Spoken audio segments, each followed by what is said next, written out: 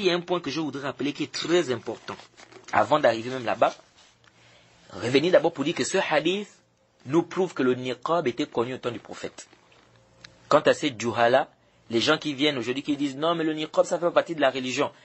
Ceux-là, hazal kalam batil, et vraiment on ne sait pas où ceux-là sont partis chercher ça. Parce que le niqab, c'est venu dans la sunna du prophète Mohammed sallallahu alayhi wa sallam. Et nous ne connaissons pas, nos savants, ils ont débattu sur une question. Est-ce que le niqab, c'est une obligation, c'est-à-dire le voile intégral? Est-ce que c'est obligatoire ou c'est pas obligatoire? C'est ça le débat des savants. Les savants n'ont pas débattu, est-ce que ça fait partie de l'islam ou ça fait pas partie de l'islam? Ça c'est maintenant d'autres personnes qui veulent maintenant amener leur aql, qui veulent maintenant amener leur philosophie, les falsafat dans l'islam. Ils veulent venir philosopher ici. Non, on n'est pas là pour philosopher. La religion d'Allah est claire. Et puis on ne doit pas apporter des paroles. Personne ne t'a précédé dans ça. Qui t'a précédé parmi les savants de l'islam, parmi les salaf salih? Qui t'a précédé dans ça? L'imam Ahmed disait toujours, la tatakallam fi mas'ala laysa laka fiha imam. Ne parle pas dans un sujet et tu n'as personne qui t'a précédé dans ça. Ça c'est dangereux. Vous voyez des gens aujourd'hui, subhanallah, c'est vraiment le jahl.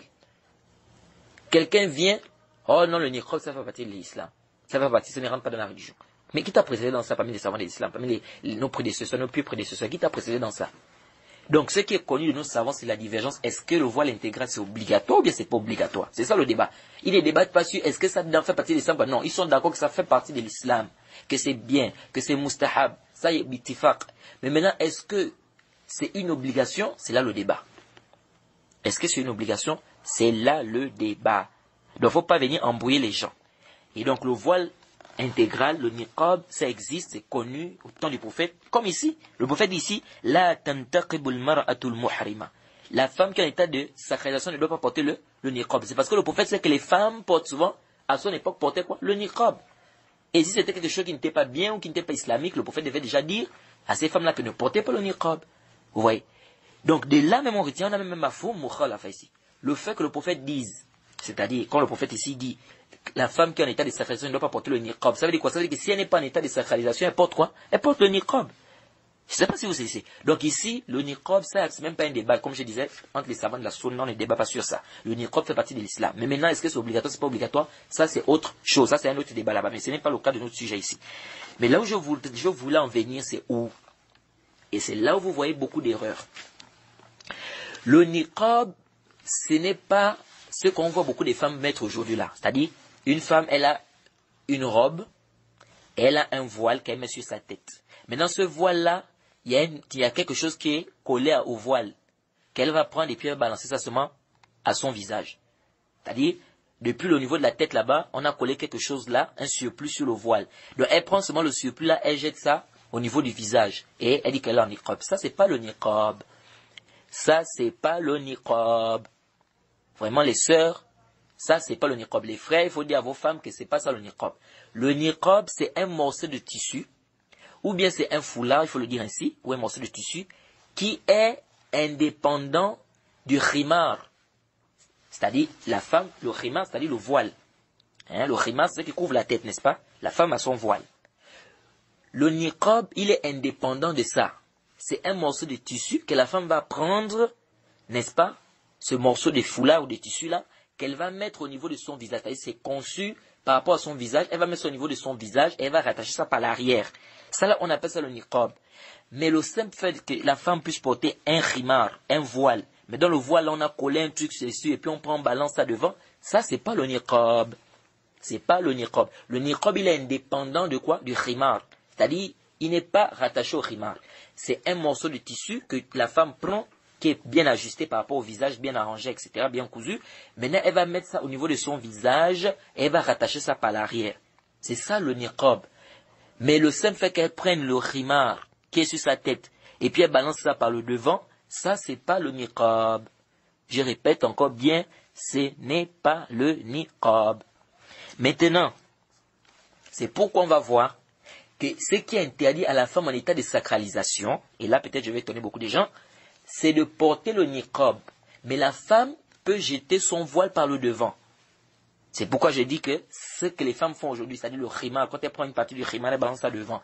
Ça, c'est pas le niqab. Parce que ça, là, c'est permis pour la femme en état de sacralisation de le faire.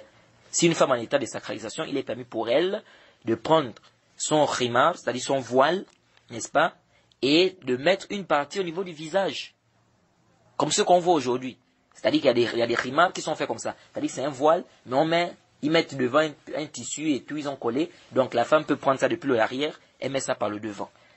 Ça là, on dit quoi ici? C'est permis à la femme qui est en train de sacralisation de faire ça. Ce qui est interdit, c'est de mettre le niqab. Et on a déjà expliqué c'est quoi le niqab. Donc ici, je reviens pour dire que ici là, celle qui va être en état de sacralisation, il n'est pas interdit pour elle de couvrir son visage.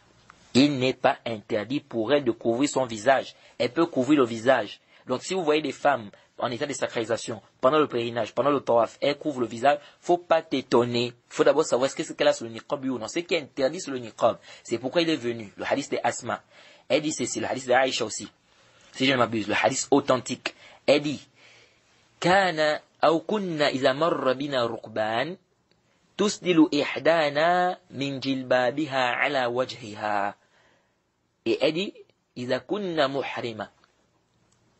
C'est-à-dire, c'est-à-dire l'une d'entre nous, lorsqu'elle était en état de sacralisation, ou bien lorsqu'on était en état de sacralisation, lorsque des passants, des passagers passaient autour de nous, on ramenait notre voile au niveau de notre visage. Elles étaient en état de quoi? De sacralisation. Les frères, il faut bien suivre ici. Donc ici, là, ça c'est Aïcha qui dit on était en état de sacralisation, et lorsqu'il y a des hommes qui passaient autour des passagers, etc., des cavaliers, qu'est-ce qu'on faisait? On ramenait notre voile au niveau du visage. Ça veut dire quoi ici? Ça veut dire que c'est pas interdit que la femme couvre son visage par son voile, etc. Il n'y a pas de mal. Ça, c'est pas le niqab. Le niqab, comme on a déjà dit, c'est ce morceau de tissu qui est indépendant de quoi? Du voile, qu'elle va prendre, qui est ajusté par rapport à son visage, et elle va coller, elle va l'attacher ça par l'arrière. C'est-à-dire, elle va mettre ça au niveau de son visage, et puis elle va rattacher, n'est-ce pas, pour que ça soit, c'est-à-dire que ça soit bien, ça se colle au niveau du visage, elle va rattacher ça quoi? Par l'arrière. C'est ce qu'on appelle le niqab. Donc, ce qui est interdit, c'est le niqab. Et c'est bien clair. Ici, le prophète a dit, Wala tantaqibul mar'atul muhrima. Elle ne doit pas porter le niqab. Mais couvrir son visage, c'est halal. C'est quoi? C'est halal comme le hadith d'Aïcha que vous avez cité tout à l'heure, qui est un hadith authentique dans les sunan, si je ne m'abuse, où Aïcha nous dit clairement qu'elle couvrait leur visage avec leur voile. Donc ça, c'est pas le niqab. Couvrir le visage avec le voile, c'est pas le niqab. Le niqab, c'est comme on a déjà détaillé tout à l'heure. Et le prophète dit, Wala talbas kuffazin. Elle ne doit pas porter des gants. La femme qui est en état de sacralisation ne doit pas porter des gants. C'est pas permis, c'est haram. Mais elle peut porter un vêtement qui couvre toute la main.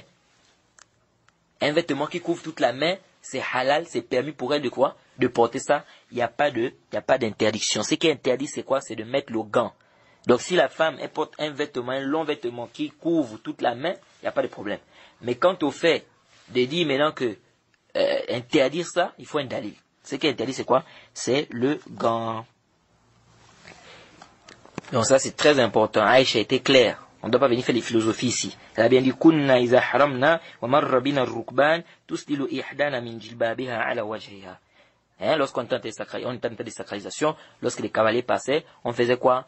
On couvrait nos visages avec nos voiles. Donc ça, c'est un hadith qui est clair, sarih, qui montre que ce qui est interdit, c'est le niqab, ce n'est pas le fait de couvrir le visage. Donc c'est important de comprendre ces points-là que nous sommes en train de détailler, parce que lorsqu'on va dans le pèlerinage, on entend des choses et on voit des choses vraiment étranges.